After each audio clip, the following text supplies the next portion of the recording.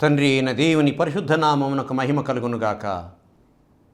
క్రీస్తునందు మా ప్రియమైనటువంటి శ్రోతలకు ప్రభునామమున వందనములు తెలియచేస్తూ దేవుని మాటలను జీవవాక్కుల కార్యక్రమం ద్వారా వినుటకు మిమ్మల్ని ప్రేమపూర్వకంగా ఆహ్వానించుచున్నాను. తండ్రి అయిన దేవుని నామమునకు మహిమ ఘనత ప్రభావము కలుగునుగాక. ఆమేన్. గ్రంథము నుంచి ఒక మాట చదువుకుందాం. రోమా పత్రిక 3వ అధ్యాయము 24వ వచనమును చదివి ప్రార్థనతో సందేశంలోనికి వెళ్దాం. రోమీయులకు రాసిన పత్రిక 3వ అధ్యాయము 24వ వచనము.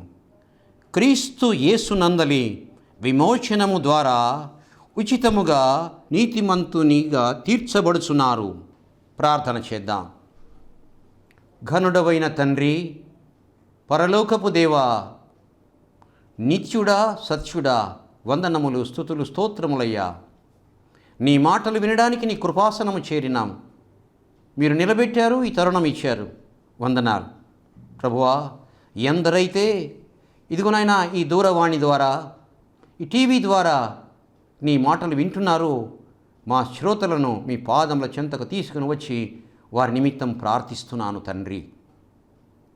వినుటకు చెవి అనుగ్రహించయ్యా, గ్రహించగలిగే హృదయము అనుగ్రహించుమని ప్రార్థిస్తున్నాం. నీ మాటలు చెప్పుటకు నిలబడినటువంటి నేను బలహీనుడను ప్రభువా, జ్ఞానహీనుడను.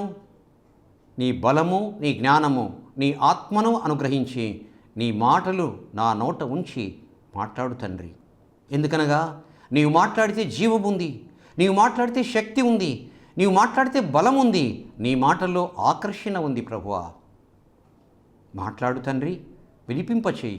నాకు మా శ్రోతలకు కావలసినటువంటి దివ్యవాక్కుల చేత తృప్తిపరచమని, బోధించమని, అనుగ్రహించమని యేసు నామమున ప్రార్థిస్తున్నాము తండ్రి. ఆమేన్. క్రీస్తునందు ప్రియమైనటువంటి వారలారా, ఈ రోమీయులకు రాసిన పత్రిక చాలా ఆత్మీయ సత్యాలు బోధించే పత్రిక. రోమా సంఘము చాలా ఎదిగిన సంఘము ఆత్మీయంగా. రోమా సంఘము చాలా బలపడినటువంటి సంఘము.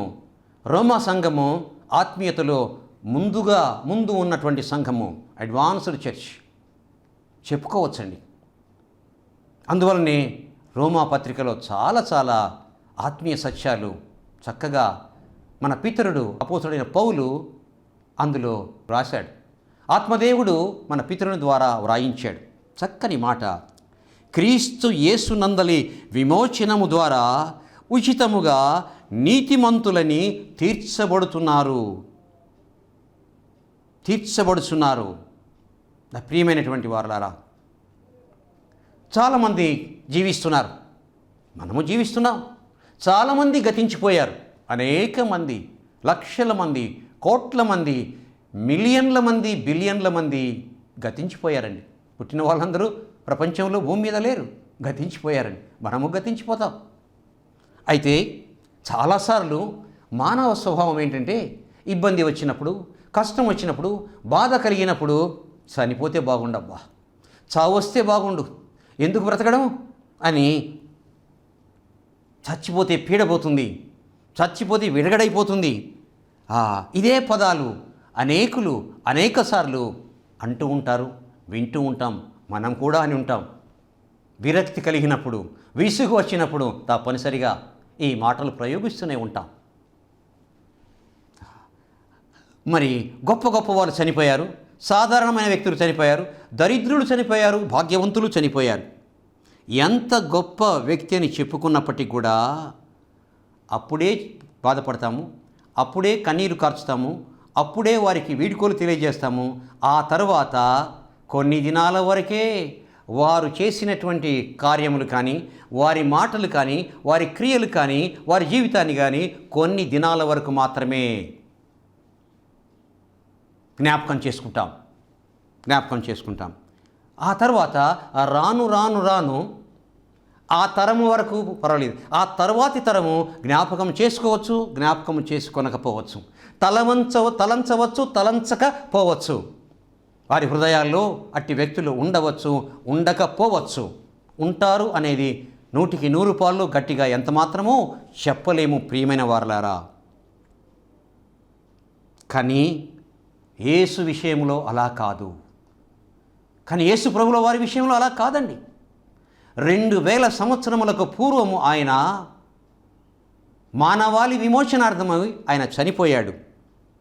ఆయన మరణము అద్భుతమైనది, ఘోరమైనది, విలువైనది. తర్వాత అద్భుత కార్యాలు చేసింది, ఆశ్చర్యకార్యాలు చేసింది, ఆశ్చర్యకార్యాలను చేస్తూ ఉన్నది, ఆశ్చర్యకార్యములను చేయనై ఉన్నది. That is the speciality with the death of Jesus. యేసు యొక్క మరణము అలాంటిదండి. గమనించారా? యేసు యొక్క మరణము ప్రత్యేకమైంది. అద్భుత కార్యాలు, ఆశ్చర్యకార్యాలు చేసినది, అద్భుత కార్యాలు, ఆశ్చర్యకార్యాలు చేయుచూ ఉన్నది, అద్భుత కార్యాలను, ఆశ్చర్యకార్యములను చేయనై ఉన్నది, చేస్తూ ఉంటుంది. యుగాంతము వరకు చేస్తూనే ఉంటుంది. యేసు ప్రభుల వారి యొక్క మరణములో ఉన్న ప్రత్యేకత, ప్రాధాన్యత అదండి. ఎవరి మరణం అలా చేయలేదు, చేయదు కూడా. Only the death of Jesus, యేసు యొక్క మరణం మాత్రమే. Wonderful death, very great death, అది ప్రాముఖ్యమైంది. ఆయన చేసింది, చేయుచూ ఉన్నది, చేయనై ఉన్నది. ఏ పనులు, ఏమి చేసింది, ఏమి చేస్తూ ఉంది, ఏమి చేయనై ఉంది. 3 మాటలు నా ప్రియమైన వారలా. ఏమి చేసింది ఆయన యొక్క మరణము, ఏమి చేయుచూ ఉన్నది, ఏమి చేయనై ఉన్నది మానవాళికి. మొదటి మాట నీతిమంతులుగా చేసినది, నీతిమంతులుగా చేయుచున్నది, నీతిమంతులుగా చేయనై ఉన్నది.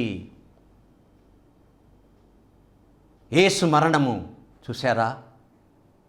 ఆనాడు జీవించినటువంటి వారిని శిలువ సమయంలో యేసు ప్రభుల వారు శరీర రీతిగా ఉన్నప్పుడు ఆయా జనులను, ఆయా ప్రజలను నీతిమంతులుగా చేసింది. నా ప్రియమైనటువంటి వారలారా, చూడండి. అయితే ఎవరిని? ఆయనందు విశ్వాసముంచిన వారిని. ఎవరిని? ఆయనందు విశ్వాసముంచినటువంటి వారిని. రోమాపత్రిక 3వ అధ్యాయము 25-26 వచనములను చూద్దాం. పూర్వము చేయబడిన పాపములను దేవుడు తన ఓరిమి వలన ఉపేక్షించినందున ఆయన తన నీతిని కనబరచవలెనని. పూర్వము చేసినటువంటిది, ఇది వరకు ఉన్నటువంటివి, పూర్వములో ఉన్నటువంటి వారిని తన ఓరిమి వలన ఉపేక్షించినందున ఆయన తన నీతిని కనబరచవలెనని క్రీస్తు యేసు రక్తమునందలి విశ్వాసము ద్వారా ఆయనను కరుణాధారముగా బయలుపరచెను. Past tense, భూతకాలం. బయలుపరచెను, చేశాడండి. తన కరుణాధారముతో, కనికరముతో నీతిమంతులుగా చేసెను, కరుణాధారముగా బయలుపరచెను. తరువాత దేవుడు ఇప్పటి కాలమునందు తన నీతిని కనబరచు నిమిత్తము తాను నీతిమంతుడును యేసునందు విశ్వాసము గల వారిని నీతిమంతులుగా తీర్చువాడునై ఉండుటకు ఆయన అలాగూ చేసెను. చూడండి, దేవుడు ఇప్పటి కాలమందు తన నీతిని కనబరచు నిమిత్తము, ఇప్పటి కాలమందు కూడాను ఆయన నీతిమంతులుగా చేయుచూ ఉన్నాడు. ఎవరిని? తన యందు విశ్వాసముంచు వారిని. ఆనాడు నీతిమంతులుగా చేశాడు, ఆయన నీతిమంతులుగా చేయుచున్నాడు తన యందు విశ్వాసముంచు వారిని. మూడవదిగా, యేసు నందు విశ్వాసము గల వారిని నీతిమంతులుగా తీర్చువాడునై ఉండుటకు ఆయన అలాగు చేసెను. తీర్చువాడునై ఉండుటకు, ఇది భవిష్యత్ కాలానికి సంబంధించినది. తీర్చువాడునై ఉండుటకు ఆయనను అలాగు చేసెను. దీన్ని క్లుప్తంగా, దీని సారాంశము చెప్పుకోవాలంటే 2000 సంవత్సరములకు పూర్వము ఆయన మరణము సంభవించింది. ఆయన మరణము అద్భుతములు చేసింది, చేయుచున్నది, చేయనయ్యున్నది. చూడండి, మన నీతిని బట్టి కాదండి, ఆయన కృపను బట్టి. మన నీతిని బట్టి కాదు, ఆయన కృపను బట్టి ఏం చేశాడు? విమోచించాడు.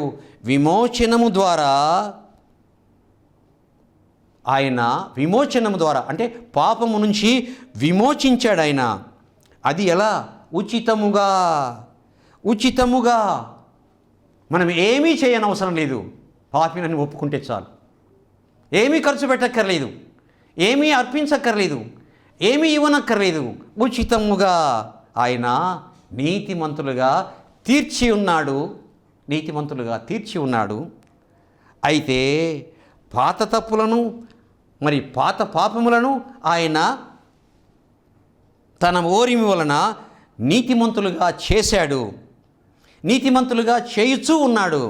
ఆ తర్వాత నీతిమంతులుగా తీర్చువాడునై ఉన్నాడు. తీర్చువాడునై ఉన్నాడు. ఎవరిని? ఆయన యందు విశ్వాసము గల వారిని. విశ్వాసము గల వారిని. విశ్వాసము గల వారిని. ప్రభువు జీవించి ఉన్నప్పుడు, ప్రభువు శరీర రీతిగా ఉన్నప్పుడు, నా ప్రభువా నా దేవా అనలేదు తోమా. నా ప్రభువా నా దేవా అనలేదు తోమా. ప్రభు చనిపోయిన తర్వాత, పాతి పెట్టబడిన తర్వాత, ఆయన తిరిగి పునరుద్ధానుడై లేచిన తర్వాత ఆ మేడ గదిలో పైన శిష్యులందరూ ఉన్నప్పుడు ప్రభు కనపడతాడండి. ప్రభు కనపడతాడండి. ఆయన మరణం అయిపోయింది కదా, మరి ఎలా తీర్చబడ్డాడు నీతిమంతునిగా? ఎలా రక్షించబడ్డాడు? తోమా అంటే ప్రభు అంటాడు, తోమా నా చేతి వేళ్లలో, నా వేళ్లలో మేకుల గుర్తుల మీద నా వేలు పెట్టి చూస్తే కానీ నమ్మనన్నావు కదా, చూడు, నీ వేలు పెట్టి నా చేతులలోని మేకుల గుర్తును తడివి చూడు, నీ చేయి పెట్టి నా ప్రక్కలో ఈ బల్లెపు పోటు యొక్క గుర్తును చూడు, నేనే, చూడు. చూచాడా? చూడలేదండి. వేలు పెట్టి తడివి చూచాడా? చూడలేదు. తన చెయ్యి పెట్టి ప్రక్కలో చూచాడా బల్లెపు పోటును? చూడలేదు. చూడకుండా అంటాడనమాట, తడివి చూడకుండా ప్రభువుల వారి ముఖం చూస్తూ, నా ప్రభువా నా దేవా, నా ప్రభువా నా దేవా. ఆయన శరీరముతో ఉన్నప్పుడు కాకుండా ఆయన చనిపోయి పునరుద్ధానుడై లేచిన తర్వాత అంటాడు. చూశారా? ఎప్పుడైతే విశ్వసించాడో అప్పుడు నా ప్రభువా నా దేవా అంటాడు. తోమా చూచి నమ్మని వాళ్ళకంటే చూడక నమ్మ. అప్పుడు చూడలేదయ్యా, నన్ను గమనించలేదయ్యా, కానీ ఇప్పుడు నువ్వు గమనించావు, నువ్వు ధన్యుడవు అని అంటాడు. నా ప్రియమైన వారలా, వెళ్ళాడు, అద్భుతాలు ఆశ్చర్యాలు చేశాడు దేవుని నామంలో. నీతిమంతుడిగా తీర్చబడ్డాడు. అలాగే నీతిమంతులుగా ఆయన తీర్చెను, నీతిమంతులుగా ఆయన తీర్చుచున్నాడు, నీతిమంతులుగా తీర్చనై ఉన్నాడు. ఎవరిని? విశ్వసించటం వలన, విశ్వాసమున. అనేకులకు, చాలామందికి మనసులో ఉన్నటువంటి, ఏనాడో 2000 సంవత్సరాల కిందట ఆయన చనిపోతే ఆయన ఇప్పుడు ఎలా నీతిమంతులుగా తీర్చుతాడు, ఇప్పుడు ఎలా విమోచిస్తాడు, ఇప్పుడు ఎలా రక్షిస్తాడు, అనేకుల మనసులో ఉన్న సందేహము. అయితే విశ్వాసము ద్వారా, విశ్వాసము ద్వారా తన యందు విశ్వాసము గల వారిని ఆయన నీతిమంతులుగా తీర్చి ఉన్నాడు, తీర్చుచూ ఉన్నాడు, తీర్చనై ఉన్నాడు. కేవలము విశ్వాసము ద్వారానే. చూచారా నా ప్రియమైన వారలారా? నా ప్రియమైన వారు, ఇంకొకటి ఏంటంటే,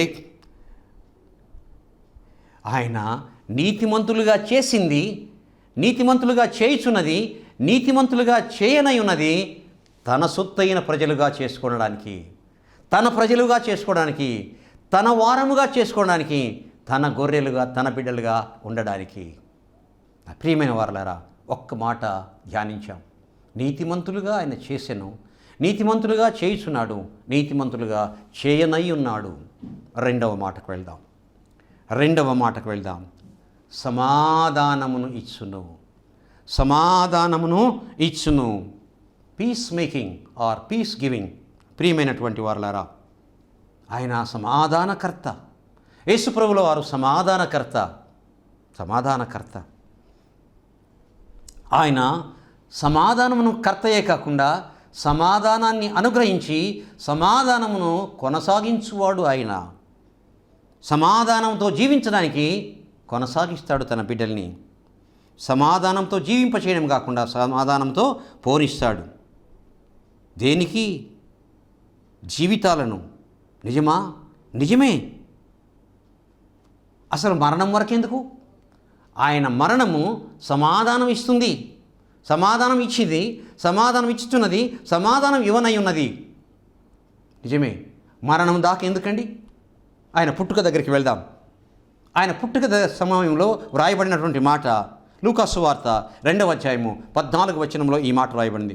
సర్వోన్నతమైన స్థలములలో దేవునికి మహిమ, ఆయనకిష్టులైన మనుషులకు భూమి మీద సమాధానము కలుగునుగాక. ఎవరికండి? ఆయనకిష్టులైనటువంటి మనుషులకు.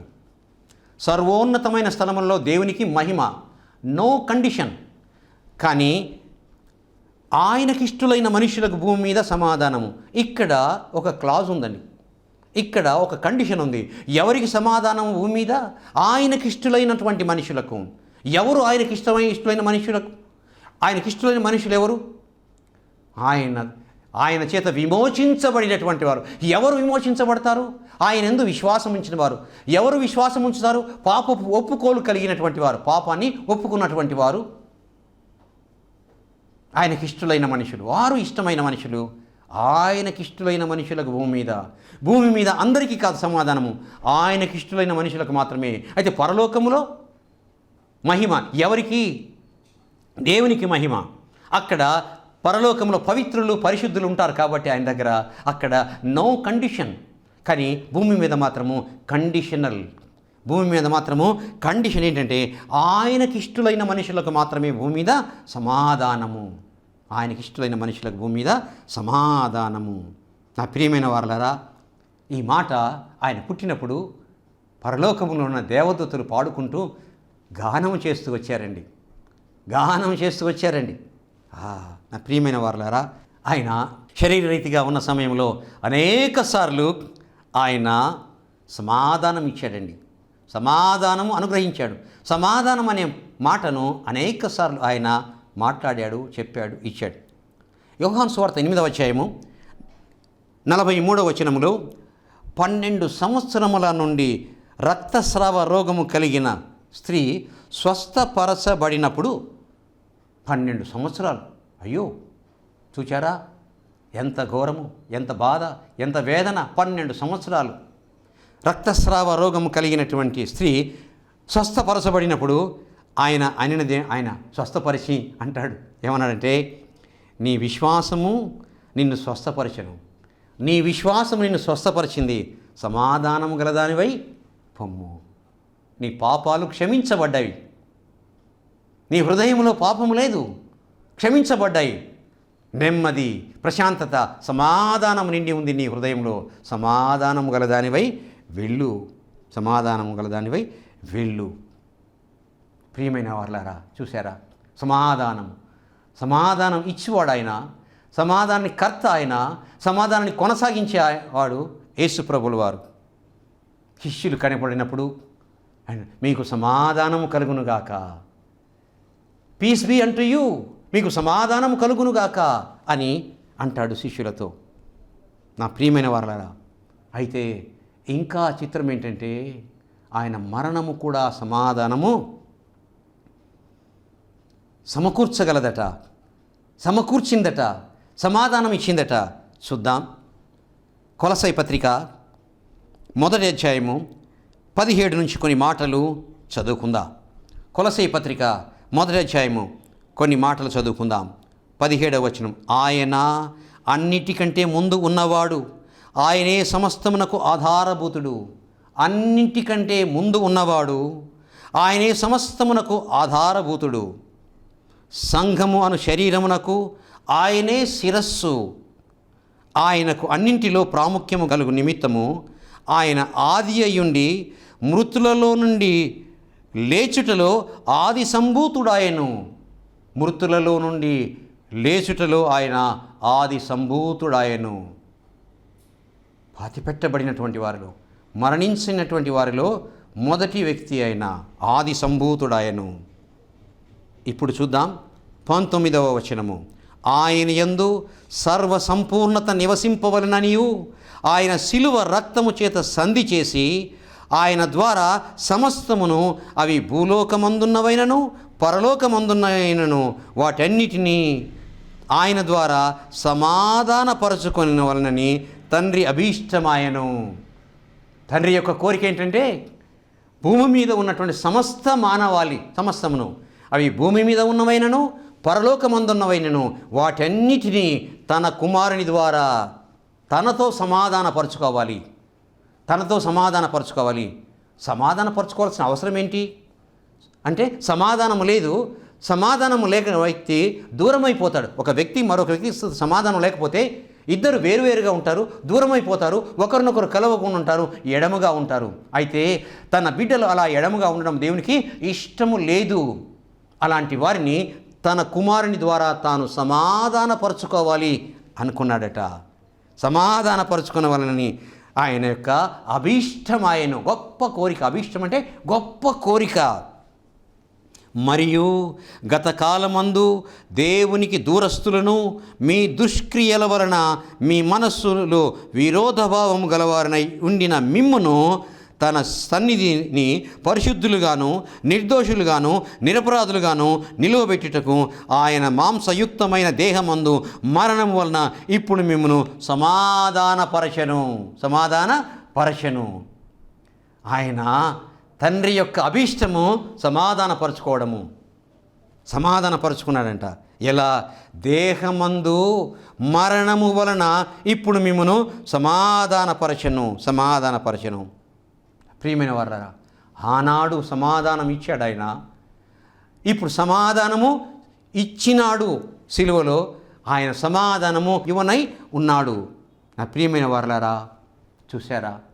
ఆయన మరణము నీతిమంతులుగా తీర్చినది. ఆయన మరణము నీతిమంతులుగా తీర్చుచున్నది. ఆయన మరణము నీతిమంతులుగా తీర్చనై ఉన్నది. 2000 సంవత్సరముల కింద ఆయన శిలువ మరణం పొందినప్పటికీ కూడా ఇప్పటికీ ఆత్మకార్యము జరిగిస్తుంది. ఆయన మరణము నీతిమంతులుగా తీర్చనైనది. అలాగే ఆనాడు సమాధానము ఇచ్చాడు ఆయన. మరణము సమాధానం ఇచ్చింది. పాప క్షమాపణ జరిగి దేవునితో సమాధానపరచబడినాడు మానవుడు. ఇంకా విశ్వాసం వలన ఆయనను అంగీకరించినటువంటి వ్యక్తులు సమాధానపరచబడటే కాక సమాధానపరచబడు వారునై ఉన్నారు. ఎప్పుడు? ఆయనను విశ్వసించినప్పుడు. నా ప్రియమైనటువంటి వారలారా, మూడవ మాట అపోస్తుల కార్యములు 20వ అధ్యాయము 28వ వచనములో ఈ మాట రాయబడింది. అపోస్తుల కార్యము 20వ అధ్యాయం 28. దేవుడు తన స్వరక్తమిచ్చి సంపాదించిన తన సంఘమును కాయుటకు, తన స్వరక్తమిచ్చి సంపాదించిన, ఎంత విలువైనది సంఘము, ఎంత విలువ పెట్టాడు ఆయన. తన స్వరక్తమిచ్చి సంపాదించిన తన సంఘమును కాయుటకు పరిశుద్ధాత్మ మిమ్మను దేని యందు అధ్యక్షులుగా ఉంచెనో ఆ యావత్తు మందను గూర్చి మీ మట్టుకు మిమ్మను గూర్చి జాగ్రత్తగా ఉండుడి. ఆ మందను కాయడానికి సామాన్యమైంది కాదు. మంద తన స్వరక్తమిచ్చి కొన్నాడు. ఆ మందను కాయడానికి మిమ్మలను ఏర్పరిచాడు. ఎంత చక్కని మాట, ఎంత విలువైనడు. ఆయన మనల్ని కొన్నాడు. ఎలా కొన్నాడు? స్వరక్తమిచ్చి కొన్నాడు. మనము ఆయనకు చెందిన వారము. అందువలన నా ప్రియమైనటువంటి వారలా, ఆయనే మనల్ని పుట్టించాడు. మనము ఆయన వారము. ఇంకా చూడండి నా ప్రియమైనటువంటి వారలారా, చాలా మంచి మాటలు ఇక్కడ రాయబడ్డాయి. మొదటి యోహాను పత్రిక 4వ అధ్యాయము 9వ వచనం నుంచి మనం కొన్ని మాటలు గమనించుదాం. మనము ఆయన ద్వారా జీవించున్నట్లు దేవుడు తన అద్వితీయ కుమారుని లోకములోకి పంపెను. ఆయన ద్వారా జీవించున్నట్లు లోకములోకి తన కుమారుణ్ణి పంపాడు. దీని వలన దేవుడు మన యందుంచిన ప్రేమ ప్రత్యక్షపరచబడెను. దేవుడు మన యందుంచబడినటువంటి ప్రేమ ప్రత్యక్షపరచబడింది. మనము ప్రేమించితిమని కాదు, తానే మనల్ని ప్రేమించి మన పాపములకు ప్రాయశ్చిత్తమై ఉండుటకు తన కుమారుని పంపెను. మనము ప్రేమించలేదు, ఆయన మనల్ని ప్రేమించాడు. ఇందులో ప్రేమ ఉంది. నా ప్రియమైన వారలారా, హెబ్రీ పత్రిక 2వ అధ్యాయము 9వ వచనంలో ఈ మాట రాయబడింది. దేవుని కృప వలన ఆయన ప్రతి మనిషిని కొరకు మరణము అనుభవించినట్లు దూతల కంటే కొంచెము తక్కువ వాడుగా చేయబడిన యేసు మరణము పొందినందున మహిమా ప్రభావములతో కిరీటము ధరించిన వానిగాను ఆయనను చూచుచున్నాము. మహిమా ప్రభావముల కిరీటము ధరించిన వానిగా మనము చూచుచున్నాము. మనము మరణములో నుండి జీవములోనికి దాటి ఉన్నాము. మరణములో నుండి జీవములోనికి దాటి ఉన్నాము. నా ప్రియమైన వారలారా, ఆయన మరణము మనల్ని కొనినది. తన సొంత వారుగా, తన ఆస్తిగా, తన వ్యక్తులుగా, తన వారముగా మరణము మనల్ని కొనినది. నా కుమారుడా, నా కుమారుడా, నా కుమారుడా అంటాడు. ఎంత ప్రేమతోనో కుమారుని కొరకు ప్రాణం పెట్టినటువంటి ప్రభు. మనము బలహీనులమై ఉండగా ఆయన ప్రాణం అర్పించాడు. పాపులమై ఉండగా ఆయన మన కొరకు ప్రాణం పెట్టాడు. మనము శత్రువులమై ఉండగా మన కొరకు ఆయన ప్రాణం పెట్టాడు. ఆయన ప్రాణము పెట్టెను, ఆయన పెట్టుచూ ఉన్నాడు, ఇంకను ఆయన రక్షిస్తాడు. ఎవరిని అంటే తన యందు విశ్వాసం ఉంచినటువంటి వారిని. నా ప్రియమైన వారలారా, అట్టి వానిని రెండవ మరణము ఏమీ చేయదట. నా ప్రియమైన వారలారా, ఆయన మరణము ఏమి చేసింది అంటే, ఆయన మరణము ఏం చేసింది? నీతిమంతులుగా చేసింది, నీతిమంతులుగా చేయుచున్నది, నీతిమంతులుగా చేయనై ఉన్నది. ఆయన మరణము సమాధానం ఇచ్చింది, సమాధానం ఇచ్చుచున్నది, సమాధానము ఇవ్వనై ఉన్నది. ఆయన మరణము మనల్ని కొనినది. ఆయన మరణము మనల్ని కొనినది, కొనుచున్నది, కొననై ఉన్నది. ఎవరిని? ఆయన యందు విశ్వాసం ఉంచినటువంటి వారిని. దేవుడి వాక్యమును మన వినికిడిలో దీవించి ఫలభరితము చేయనుగాక. ప్రార్థన చేద్దాం. గొప్ప దేవ, పరలోకపు తండ్రి, వందనములు, స్తుతులు, స్తోత్రములయ్యా.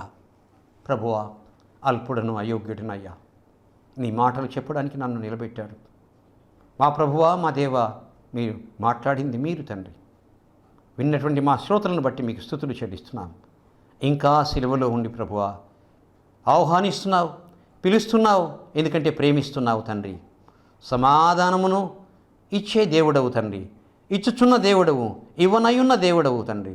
నీతిమంతులుగా తీర్చుచున్న దేవుడవు, మా కొరకు సిలువ మీద ప్రాణములను అర్పించిన దేవుడవు. వందనాలు, స్తుతులయ్యా. లోకములో ఎవరు చేయని పని మా కొరకు చేశావు యేసు, నీకు వందనాలు, స్తుతులు తండ్రి. నీ యొక్క మరణము వ్యర్థము కాకుండా నీతిమంతులుగా తీర్చబడుటకు, సమాధానము పొందుటకు ప్రభువా, నిన్ను విశ్వసించుటకు ప్రభువా, బోధించబడిన ఈ వాక్యము వినినటువంటి మా శ్రోతల జీవితాలలో, హృదయాలలో నీ ఆత్మకార్యము జరిగించినట్టు కృపచూపమని వందనాలు, స్తుతులు చెల్లిస్తూ యేసయ్య పరిశుద్ధ నామమును అడిగి వేడుకుంటున్నాము తండ్రి. ఆమేన్. తండ్రి, కుమార, పరిశుద్ధాత్మ ఏకదేవుని కృప అనుగ్రహించబడునుగాక. ఆమేన్, ఆమేన్, ఆమేన్. మా address reverend doctor why Manirao గారు, ఇమ్మానుయేలు బాప్టిస్ట్ చర్చ్, క్రాంతినగర్, దర్గామేట, నెల్లూరు. మా సెల్ నంబర్ 9440254020.